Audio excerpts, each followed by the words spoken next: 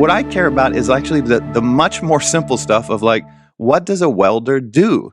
And what would it be like to kind of walk in the shoes of a welder for a day? And, what kinds of injuries do you have to be aware of? And like, what makes an awesome day as a welder? Like, when do you leave going, man, that was the best day I've had in months? Like, it's that stuff that I think doesn't really have a home in the media environment. And I find it just endlessly fascinating. Hello, everyone, and welcome to Crazy Good Turns, the podcast that recognizes and celebrates people who do amazing things for others. I'm your host, Frank Blake, and we have a terrific show for you today. We'll be interviewing Dan Heath. Dan is the author of several best-selling books, including Decisive, Switch, and Made to Stick. These books have been translated into 33 different languages, and they've sold more than 3 million copies worldwide. And I can tell you from my own firsthand experience that these books contain some useful and truly valuable insights. I say that because, as many of you know, before launching this podcast, I served as the CEO of the Home Depot. One of the things I learned in that job was the importance of communication and how storytelling is a critical part of communication. Home Depot's founders, Bernie Marcus, Arthur Blank, and Ken Langone, are all in their different ways brilliant communicators and just terrific storytellers. That, unfortunately, is not a skill I have naturally. I had to think about it and try to learn. I was very fortunate that around the same time as I was stepping into my role, Dan's book, Made to Stick, was published, and I learned a lot from that book. In our conversation with Dan today, we'll talk about effective storytelling and why it is in its own way a generous act. Some highlights from our discussion include the surprising story of how his first book came to be, what he and his brother do to avoid sibling rivalry and work together as co-authors, because they're co-authors of those books, Dan's approach to identifying whether an idea is good or bad, what strikes fear into his heart as a writer. That's an interesting conversation. And lastly, we'll spend a lot of time talking about his new labor of love, a very crazy good turn podcast called What It's Like to Be. I like Dan's podcast a whole lot for several reasons. First, he is a genuinely curious person, and he's genuinely curious about people. You can hear it in his voice. Second, he lets them tell their stories in their own words. And third, because of those two things, the episodes often reach a level of depth that I think is totally unexpected and really, really rewarding. Dan talks about all of this and more in our interview, and so let's get to it. Dan, welcome to Crazy Good Turns. This is an enormous privilege to have you on the podcast today. It's great to be with you, Frank. Thanks for having me. I have a lot of topics I want to cover with you and a lot on your current podcast. But before we get to that, one of the reasons I'm most excited about having you on the podcast is the impact you made on me personally through your book, Made to Stick, which came out about the same time as I became CEO of Home Depot and made an enormous impact on me. I thought, first, I'd like to recognize that. And second, I'd like to just give you an opportunity at the start to talk a little bit, tell our listeners a little bit about that book. Well, first of all, thanks for saying that. What an extraordinary compliment. It's very true. That was my first book that I wrote with my brother, Chip. It's a book about how do you make your ideas stick with other people. That is, how do you communicate in a way that lasts, that sparks some kind of action. I think we've all had the experience in our lives where we feel like we have a really good idea and then it goes nowhere because we just couldn't get other people on our team. We couldn't excite them about it the way that we're excited ourselves. And so the departure point for the book is when you have one of those ideas that needs the support of other people to thrive in the world, how do you make it stick? And in the book, we propose a series of principles that you can use to make your ideas stickier. So that's the sales pitch. And I will say on the sales pitch for anybody who wants to pick up a great business book, it's it's a great life book. It's not just a business book. Your principles are, as you would expect, easy to understand, compelling, and memorable. But let me just ask one question, which is, other than wanting to come out with this book to help me, whom you didn't know, what generated the idea why did you write the book? What prompted you to write the book? Well, it's funny. My brother had the first kind of leg with this book. So he was an academic for most of his career, and he had been studying what he called the marketplace of ideas. And so the book really started as a description of the way the world works. So he had been studying, for instance, urban legends, and why are urban legends and conspiracy theories and things like that so sticky. And he'd done an exploration, and he found that they really were propelled by emotion and surprise and some other features.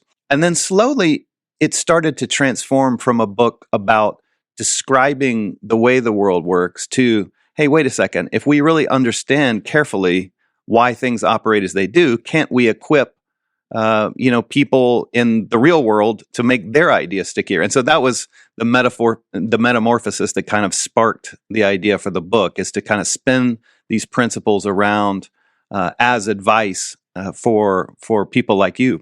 And it was a tremendously successful book, right? It did very well, which surprised both of us, because this was primarily just something we did for fun as brothers, to have a project to work on together. And so we figured this would be a one-time thing. We'd write the book and we'd sell 38 copies, mainly to our family. And then some really weird things started to happen. Like, Time Magazine wrote about us back when, Time Magazine was a thing. And the Today Show had us on the first week of release. And Wow. So we were just, shaking our heads through this whole process, but obviously got really lucky and enjoyed the run. Well, there's a lot more than luck, but did that then turn you into, okay, now that we've done this, now we've become a writing duo, we got a new thing to do? That's pretty much exactly what happened. I mean, we had so much fun doing this, and we got so much satisfaction from hearing people tell us the stories of how they'd used these ideas and actually made a difference in their lives, that it kind of got addictive. We were thinking, well, maybe we have a knack for this. Maybe we can go into other domains and do some synthesis and help people understand, things like, how do you make change in your life or in your work? That turned out to be our second book. But it was definitely not in the master plan that we would write a bunch of books together. It was just kind of a one-off that opened a door for us. I'm just curious, on a personal level, how did it work writing with your brother? How did you split up the duties? It's funny how often we get that question. It's like people just cannot fathom the idea of writing a book with their siblings. Well, it's either going to be really fun or really tense. Or maybe elements of both. Maybe a little bit of both. It was mostly fun. We don't have a dramatic relationship like some brothers do. I think the saving grace for us was that we're 10 years apart. So, growing up, we certainly never had any sibling rivalry because, it would have been pointless for him to, as an 18-year-old, to play basketball with his 8-year-old brother or something. So I think that helped. And also, what we enjoyed doing was very different. So he was more the researcher between the two of us, and I was more the writer. And so that was just a natural kind of complementary division of skills. So I think that helped us from having the usual, sibling battles. Well, they're great books, and I recommend them highly to our listeners.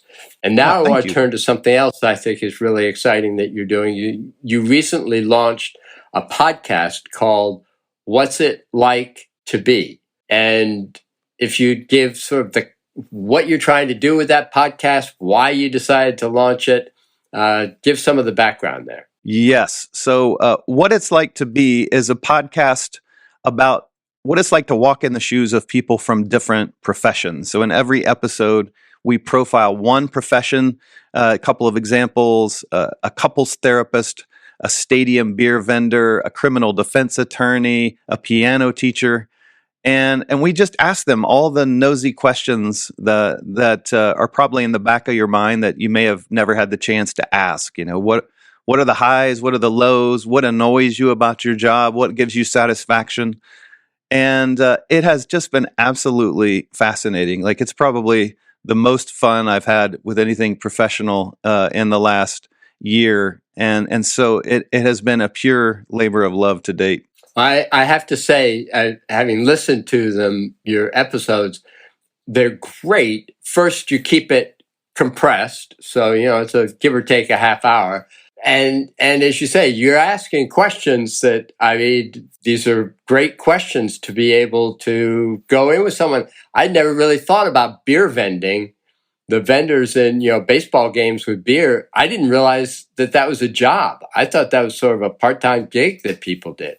I thought the same thing, and in fact, that was our first episode, and it's still one of my favorites, just because I think it shows how many layers are beneath, the surface. So when I set up the interview, I was thinking, this will be fun. It'll be fun to hear about some of the games he's witnessed over the years, and maybe how do you deal with unruly drunk patrons, or that sort of thing. And then it turned out to be this really deep conversation about community. What I mean is, I had never realized that if you're a stadium beer vendor with a stadium, like he worked the Baltimore Orioles games for literally decades, and he had the same area of the stadium to serve. And so, he basically has his own neighborhood there where, there are dozens and dozens and dozens of people who know him by name, and they ask about each other's kids, and they might have a relationship for 15 years that was built on the back of beer transactions. And it just became this kind of beautiful unlocking of the meaning that can often be below the surface of what looks like a very transactional job. I have to say, the last thing I expected on the podcast talking about beer vendor was an emotional connection to the story. But it's actually quite an emotional story. It was an emotional story. He was just in a mood where I think he was reflecting on his life, and toward the end of the interview, if those listening go and check it out later, I asked a question: do you think you'll ever vend again? Because he's recently retired, and I think it just kind of struck a chord with him, and he got really reflective. And he just said this beautiful thing about, I would love to do that. I would love to go back to spring training in Florida, and I would just love to see that ballpark one more time. And we were both kind of in tears by the end of it. And like you said, it's just it was a beautiful thing to come in thinking it was one thing and to realize it was so much more. Yeah, what I love about the show and what makes it fit, I think, very much in the Crazy Good Turns universe is that you approach all of your guests with such both curiosity and kindness. You're not, there's no negative judgment on what profession they've chosen. You're not trying to dig in for some weird quirk in their lives. It's just kind curiosity. Thank you for saying that, because that is our intention. It's funny that basic idea seemed somehow, counter to trends. But I remember when I was looking for producers for the show, a number of the people that I interviewed, they were very talented people. It was like they were kind of looking for the edge. You know what I mean? It was like, who dies in this episode? Who? It's like if you look at the podcast charts, like the top podcasts are basically true crime, celebrities interviewing other celebrities, celebrities interviewing other celebrities about true crime. It's like, and so people kept looking for like a welder is an episode that I had when I was interviewing producers, and they were like, well, I feel like we need to get into the macroeconomic environment and how the society is tilting against the wages of the working class, and blah blah blah. And I was like, I don't have anything to say about that. It's not that I think that's unimportant. I just think that there's a massive kind of media infrastructure that cares about that and would do a far better job than me of covering it. What I care about is actually the much more simple stuff of like, what does a welder do? and what would it be like to kind of walk in the shoes of a welder for a day? And what kinds of injuries do you have to be aware of? And like, what makes an awesome day as a like, when do you leave going, man, that was the best day I've had in months? Like, it's that stuff that I think doesn't really have a home in the media environment, and I find it just endlessly fascinating. When I think about what are the advantages of the technology that we have now, one of the advantages of something like a podcast is that you can see a really well thought out interview with someone and leave with the notion of, oh, okay, I kind of get what it might be like. And interestingly, just as another sort of check on how great your podcast is, my daughter writes mystery novels. And, oh, wow. And so you have one on what's it like to be a mystery writer. And the first, you have this question that you ask all your guests of what's a phrase that's sort of unique to your profession. And I asked her, and she had exactly the same phrase that. Oh, really? Yeah, pantser. She said pantser. And I said, oh, wow, that's exactly what's on this podcast. And then she listened to the podcast and loved it, which is a great test.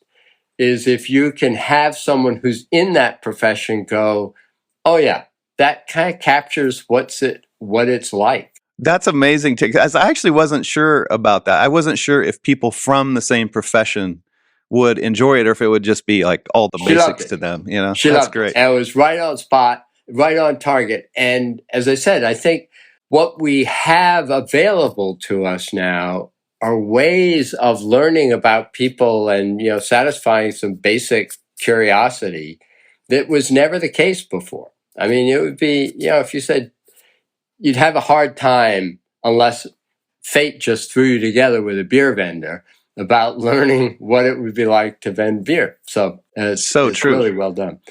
Yeah. So two thoughts on that. One is we should tell your listeners what a pantser is, which is a pantser is so apparently there are two schools of thought about writing mysteries. You can be a pantser, which means you kind of fly by the seat of your pants, meaning you just write a scene and then, it unlocks some door in your mind. You write the next scene and it's kind of stream of consciousness, cumulative, spontaneous. And then by contrast, you can be what was the other one? Planner or plotter? I forget which one. Yeah, plotter. But that kind of speaks for itself, where you outline in advance and you kind of know the big picture. But yeah, I take your point about, technology has just enabled, shows like ours.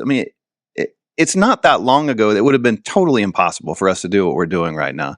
We would have had to get through so many gatekeepers, and it's not like the gatekeepers were trying to keep people like us down. It's just that, when you deal with a public radio station that has a finite number of hours in the day, or if you deal with a cable station, that has to, slot one program against another, it's just like there's so many people jockeying for the same slots. And to pitch a show about people who do good things for others, or in my case, to pitch a show about, hey, what does a welder do all day? Unthinkable.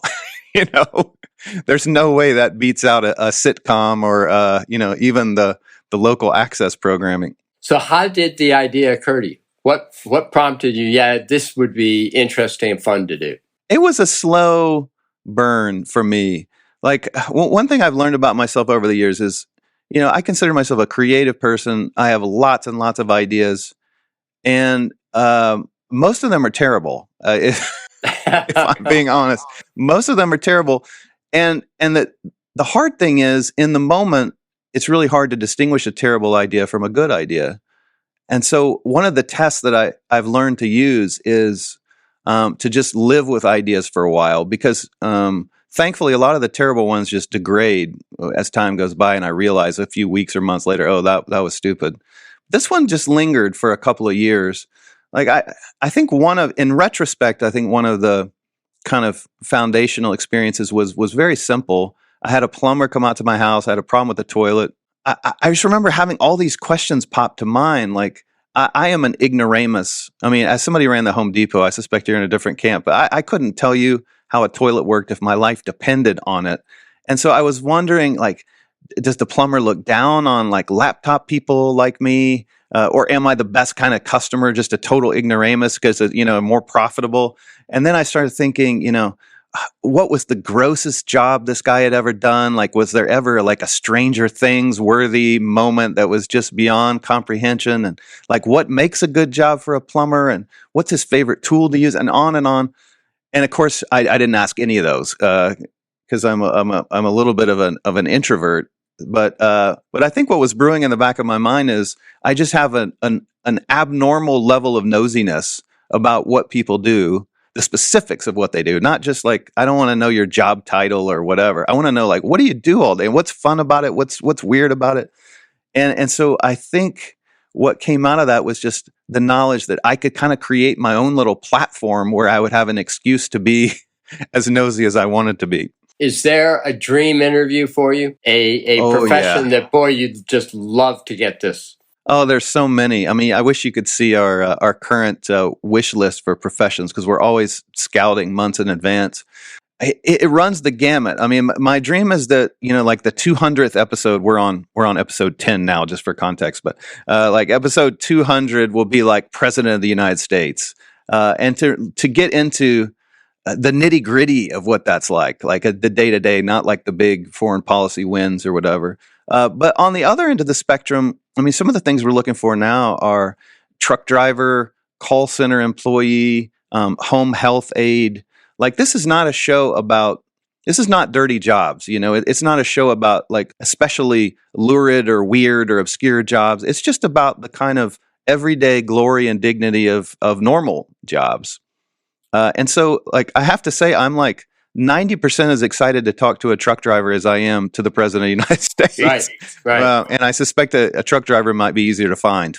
I will give you what I have always been interested in are the people who do jobs that are boring in the moment, but that require your total attention. So think about Secret Service or jobs that just, how do you keep from your mind just wandering off and not being always present? Or think about the TSA. I mean, same deal. Like, how do you possibly, on your 1,000th scan of the day, how do you stay alert? No, exactly. It's funny. Bodyguard is one of the ones on our slate right now, which is not exactly Secret Service, but it shares that quality of, kind of focused attention. So if any of you listening have somewhere in your family tree a bodyguard, you know who to call. Are there some threads that you are starting to see connecting through your discussions? I think it's probably a little too early to have threads, but I'm hoping by episode 50 there will be some. I think what's more interesting is that in every episode something bubbles out that I'd never really thought of before. Like over this past holiday season, we interviewed a professional Santa Claus. I won't recount the whole interview, but one thing that just came to mind was the difference between a professional and an amateur. Because probably a lot of people listening have either, put on a Santa suit themselves or had a family member that did it. And that's fine. I mean, look, that was a great time. When you're a professional Santa Claus, if you think about what really the difference is, I argued that it boiled down to two things. One is this guy, Larry, got fantastically better at handling exceptions. So the one kid in 50 who maybe has experienced a trauma or who has some kind of special needs or who is, unusually shy. How do you handle those things? Well, that's the work of an expert.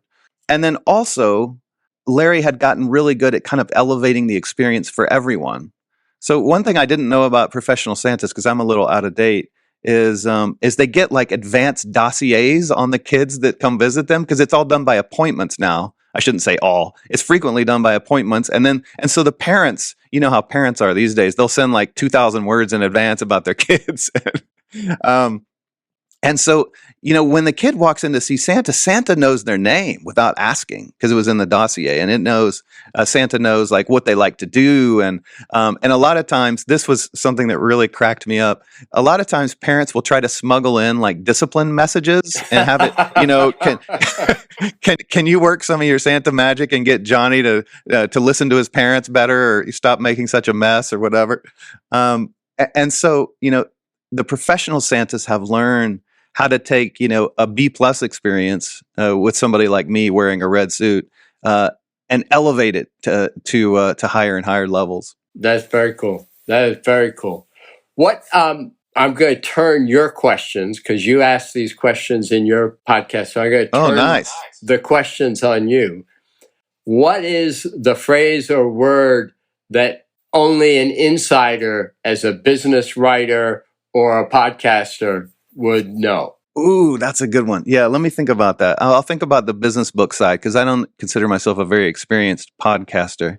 With business books, what is the word or phrase that only someone from our profession would know? I feel like there are just certain foundational business concepts that pretty much every business book writer would know, but maybe a lay business person or reader wouldn't. You just kind of absorb things from like the flywheel from Jim Collins, or Porter's Five Forces, or the strategy canvas from Blue Ocean Strategy. It's like there's kind of this greatest hits carousel in our brains of great business concepts that were also brilliantly explained. It's sort of like the duo that we all aspire to.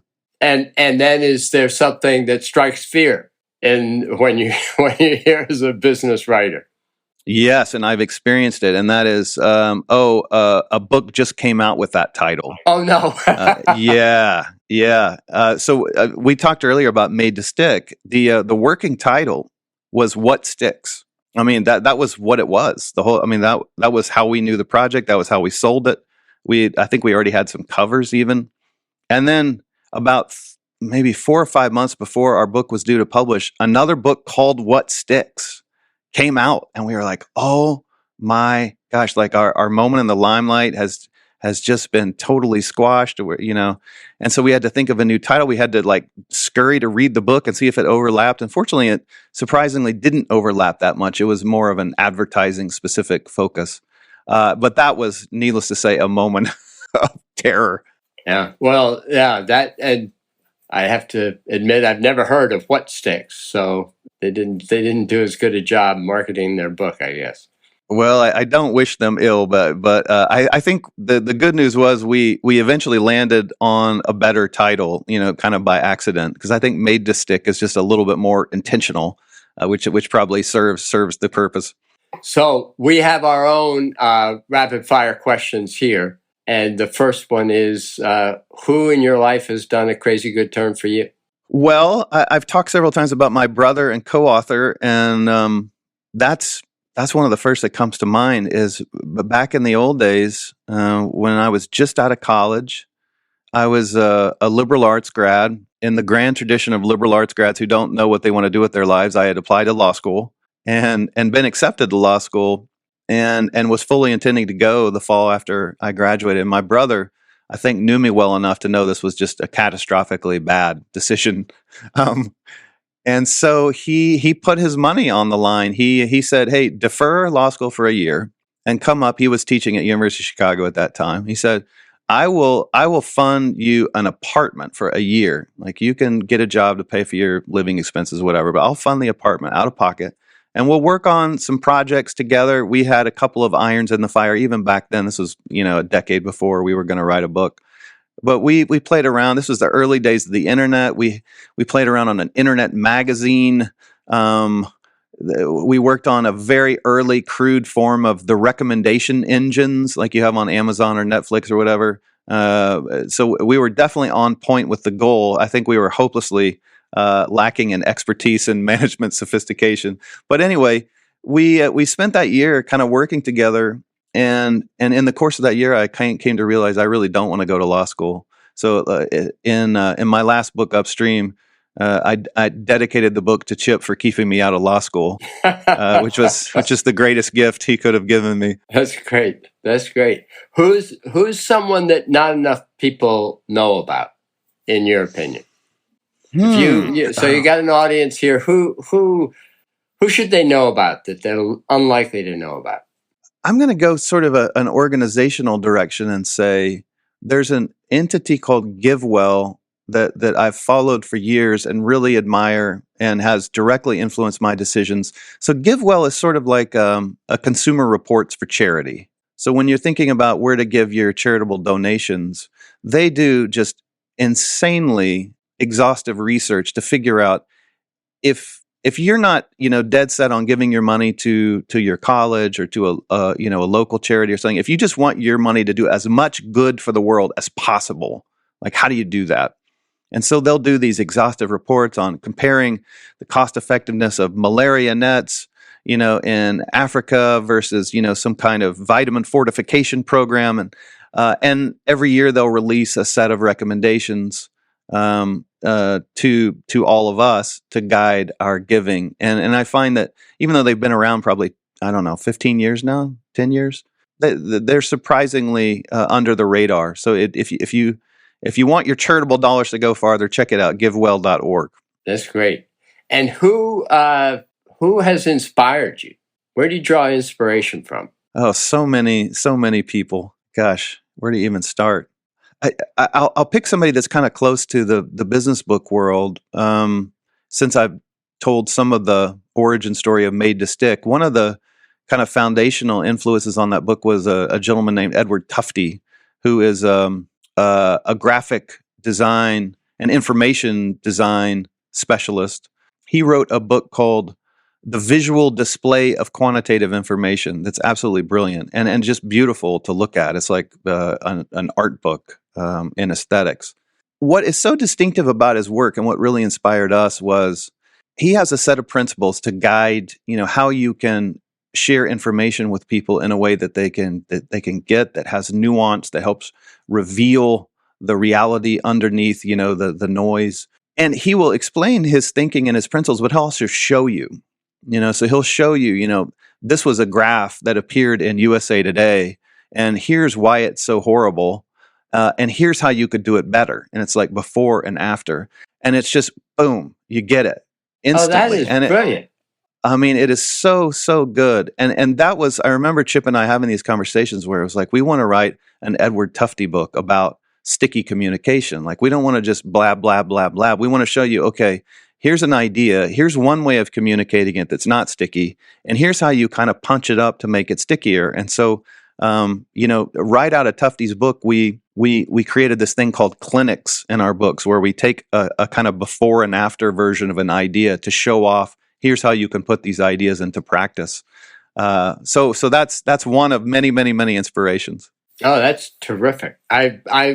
Because I also believe, that there's so much on the visual side that, again, in most businesses, it's just not, people don't understand it and don't do it. That's brilliant. And his books, he is a true genius. Like, this is a guy whose obsessiveness about publishing was so high that he eventually decided he couldn't get what he wanted through traditional publishers. So he just created his own publishing company just to do his own books to his exacting standard, which I also admire, that kind of control freakery. Pandemic. All right. And he's still writing? Still writing. Yeah. In fact, I think he's got an online course now.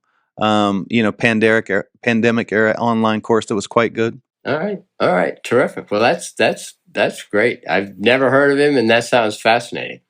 So how can our listeners find out more about you, keep in touch, follow your work? What's the best way to keep in touch with you? So two ways. If you're intrigued by the idea behind what it's like to be, just wherever you're getting this podcast, just go search for that. You can search for my name, Dan Heath, or What It's Like to Be. And I have a website at danheath.com, and you can find out about my books. And of course, there's a link to the podcast there as well. Well, that's terrific. I've so enjoyed this. And again, it's a great podcast. I highly recommend it to all of our listeners. And you're a great writer. And I think, in truth, your concepts and books go well beyond the business world, and they're useful well beyond the business world in our personal lives as well.